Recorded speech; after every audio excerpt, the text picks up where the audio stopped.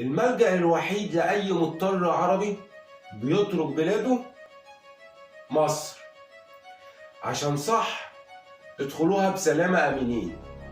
لما العراق غزت الكويت أهل الكويت جم مصر. لما العراق نفسها اتضربت من أمريكا أهل العراق جم مصر. لما لبنان اشتعل فيها الحرب الأهلية أهل لبنان جم مصر. لما سوريا اشتعل فيها فتيل الحرب والخيانة من أهل سوريا جم مصر. لما ليبيا غزوها الدواعش والإخوان أهل ليبيا جم مصر.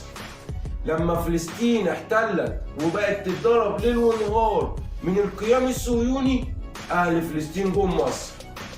لما العائلة المقدسة هربت من الرومان خوفا من الربيع السيد المسيح جم مصر.